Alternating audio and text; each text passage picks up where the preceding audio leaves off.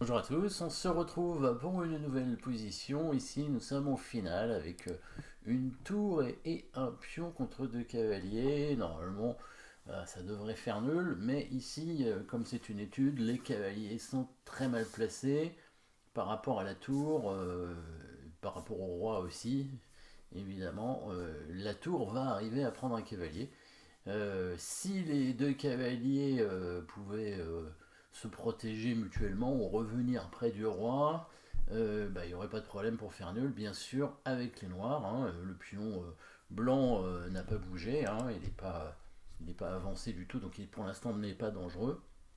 Par contre, si les blancs gagnent un cavalier, la finale serait gagnante à coup sûr. Donc comment faire pour gagner un cavalier? Il va falloir les attaquer, finalement faire une attaque double, attaquer les deux cavaliers en même temps, et il va falloir les dominer avec la tour. Alors en fait ici les cavaliers sont très mal placés parce qu'ils sont au bord de l'échiquier, bien entendu. On sait qu'un cavalier au bord de l'échiquier est beaucoup moins fort qu'un cavalier au centre, bien sûr. Alors le cavalier par exemple en B8 ici ne contrôle que 3 cases, et le cavalier en A3 n'en contrôle que 4. Donc alors qu'au centre évidemment il peut contrôler 8 cases normalement le cavalier. Alors autre raison pour laquelle les cavaliers sont très mal placés, c'est qu'ils ne peuvent pas se protéger mutuellement, et même en deux trois coups ils n'y arrivent pas. En 2 coups ils n'y arrivent pas, en 3 coups ils y arrivent, mais bon ça fait beaucoup de coups quand même. On remarque aussi que si le cavalier A3 par exemple bouge en B5 ou en B1, il y aurait une attaque double directement avec la tour, hein, sur la colonne B, en attaquant les deux cavaliers en même temps. Et si l'autre cavalier vient en A6, hein, il y aurait la même chose avec la tour jusque sur la colonne A. Donc les deux cavaliers se font attaquer aussi. Donc il reste finalement pas tellement de cases aux cavaliers. À eux deux, ils en avaient 7, moins les 3 cases qu'on vient de voir, donc ils n'ont plus que 4 cases. Maintenant, à la tour, évidemment, de contrôler les autres cases. Donc, évidemment, comme d'habitude, on va faire un petit coup forcé pour voir. Petite question au roi, où allez-vous, monsieur roi? Tour F5 échec. Alors en fait, ça change rien, hein, que le roi bouge sur une case ou sur une autre, le coup des blancs sera le même. Alors, le but sera évidemment, donc, comme on a compris, de dominer les cavaliers. Il restait quoi comme case tout à l'heure, si on se souvient bien, hein? C'était.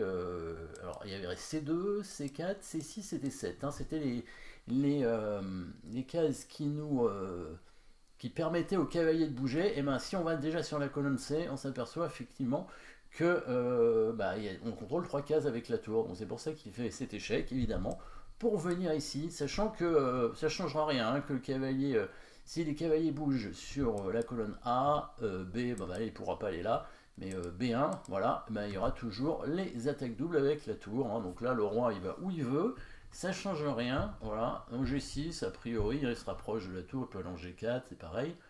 On met la tour en C5 et c'est une domination des cavaliers. Donc là, les cases sont contrôlées, ces 4 cases-là. Donc il n'en reste plus que 3. Sachant que A6 et B1, c'était pas bon puisqu'il y avait l'attaque double. Donc il ne reste plus qu'une seule case, c'est la case en D7, hein, ici. Alors la menace des blancs, parce que les blancs ont une menace, évidemment, c'est d'attaquer le cavalier A3 en mettant la tour en C3, puisque les deux cases ici, hein, en B5 et en B1, sont sur la même colonne que l'autre cavalier, donc il y aura une attaque double, il y aura une enfilade des deux cavaliers.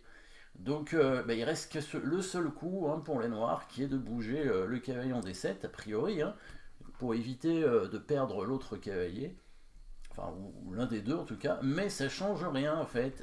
Le cavalier en D7 va se retrouver quand même mal placé, pourtant il est sorti du bord de l'échiquier, hein, ça c'est vrai, mais bon, ouais, ça c'est la spécificité de l'étude ici. On va quand même continuer à attaquer le cavalier en C3 avec la tour, enfin le cavalier en A3 avec la tour en C3. Donc là, 2 cases, hein, cette fois il peut y aller, sans perdre tout de suite le cavalier, mais il le perdra après. Regardons par exemple, cavalier B1, on vient évidemment en B3 pour attaquer le cavalier, il n'a plus que cette case ici, et il se retrouve sur la colonne de l'autre cavalier. Donc les deux cavaliers sont attaqués, il y en a un qui est perdu, et s'il va donc de l'autre côté, Ça a l'air mieux, hein, puisqu'il contrôle plus de cases, mais finalement, c'est les fameux, le fameux problème des cavaliers, hein, quand ils se retrouvent à 2 cases en diagonale, hein, et ils peuvent pas arriver sur la case avant 4 coups. Donc ça veut dire que les cavaliers, même au prochain coup, ne pourront pas se protéger. Il n'y a rien à faire, et en plus, ils sont très très mal placés. La tour qui va venir tout simplement attaquer le cavalier en B3. On a l'impression que le cavalier a plein de cases. Et en fait, il en a 6 a priori, hein, sur cette case-là. Sauf que déjà, il y en a 2 qui sont contrôlés par la tour. Donc il ne reste plus que 4. Et à chaque fois, il va y avoir une enfilade. Hein, la tour qui va attaquer les 2 cavaliers en même temps.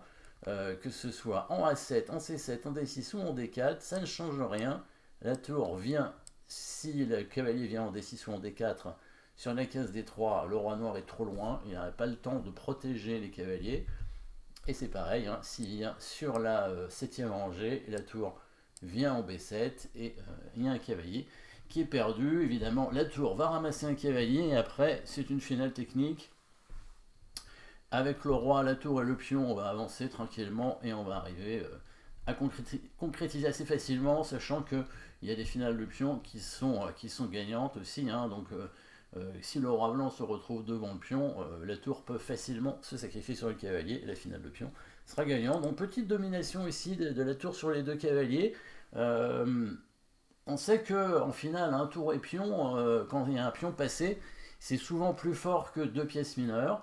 En général, quand ces 2 pièces mineures sont le fou et le cavalier, la tour et le pion sont meilleurs. Quand ces 2 cavaliers, normalement ils arrivent à se protéger mutuellement, donc la tour est un peu moins forte que contre fou et cavalier, mais la tour est quand même souvent meilleure, mais elle n'est pas aussi forte que contre fou cavalier. Mais là, évidemment, les 2 cavaliers sont tellement mal placés que la tour se retrouve évidemment dominante, hein, par rapport aux 2 cavaliers. Voilà, merci d'avoir suivi cette position. N'oubliez pas de vous abonner et à très bientôt.